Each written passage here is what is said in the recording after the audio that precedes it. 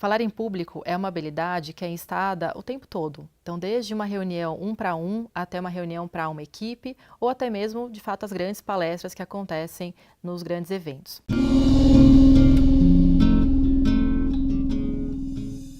E essa é uma habilidade que requer treino, requer prática e requer técnica também.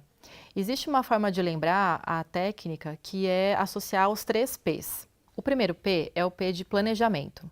Quer dizer que falar em público requer planejar aquilo que vai ser dito.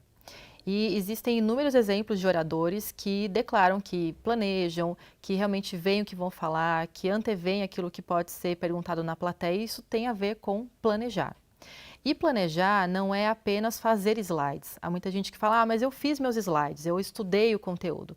Na verdade, planejamento requer você pensar em qual é o objetivo da sua fala.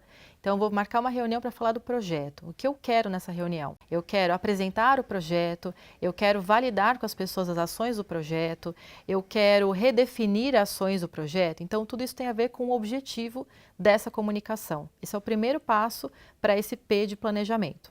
Um outro passo é pensar, obviamente, no público-alvo. Afinal, eu tenho que pensar para quem é. Parece redundante porque é fala em público, mas muita gente ainda pensa o que vai falar com base em si mesmo. Então, o que eu quero falar, ou o que eu sei falar, e não aquilo que o outro precisa saber ou espera ouvir nessa palestra, nessa reunião. Então, é fundamental pensar em relação ao público-alvo, o que eles esperam ouvir, o que eles já sabem, o que eles não sabem ainda, o que pode ser novidade para eles, o tempo de experiência que eles têm em relação àquele tema. Vou falar em uma empresa, eles têm muito tempo de empresa, pouco tempo de empresa, então é um pouco assim mapear quem é esse público para então definir quais são os tópicos que serão abordados. Um outro ponto também do P de planejamento é o contexto. Quer dizer, se eu sou o primeiro a falar em uma reunião ou sou o último a falar na reunião, isso vai ter um impacto no meu planejamento. Afinal, quem vai falar primeiro tem aí da plateia mais energia, mais interesse, mais disposição. Quem vai ser o último provavelmente já teve aí um atraso na agenda, as pessoas já estão cansadas, então tem que haver um planejamento já pensando nesse cenário de que eu sou o último a falar, por exemplo. Então, entender o contexto, às vezes o dia da semana interfere, para eu ser mais ou menos sucinto, ser mais ou menos focado em exemplos ou dados. Então, é fundamental ter esse tipo de abordagem nesse P de planejamento. Qual o objetivo? Qual é o público-alvo e qual é o contexto. Aí sim se definem quais são os tópicos que serão abordados nessa fala em público. O outro P, o segundo P, é o P de prática. Quer dizer, eu tenho que saber, na prática, o que funciona para começar uma fala em público, para desenvolver as ideias e para terminar a minha mensagem. Seja ela de 5, 10 minutos ou de 1 hora, 2 horas. Para começar, por exemplo, é uma falha muito comum as pessoas contarem piada, quererem ser engraçadas. Então, existem técnicas para evitar esse tipo de não sei o que falar no começo. Uma delas é falar qual o objetivo da sua fala, além disso, trazer um dado interessante, criar uma frase de impacto ou até mesmo mostrar a relação. Esse tema tem qual relação com a plateia? Falar isso já vai tornar a sua comunicação mais próxima da plateia. Na hora de desenvolver as ideias também é importante fazer interrelações. A gente vê muitas pessoas falando de forma independente um assunto e outro. Falta a relação entre eles. Então, quando a pessoa usa o recurso de um slide, ela faz um breve silêncio, ela não sabe o que dizer no próximo slide, então isso vai quebrando o ritmo da fala.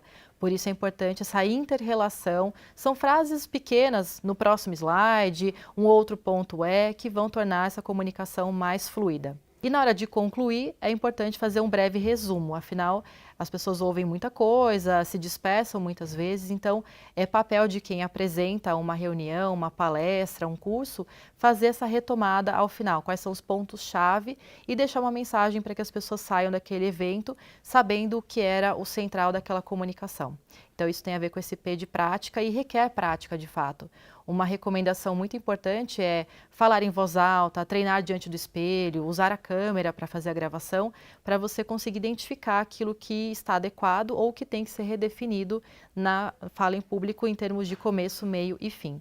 E aí o terceiro P é o P de presença, que tem a ver com a comunicação verbal e não verbal. É a postura, o olhar, a movimentação, a aparência. É claro que tudo isso é um conjunto de elementos. Não quer dizer, se eu não gesticular, isso vai acabar com a minha fala em público. Mas, na verdade, ela vai reforçar.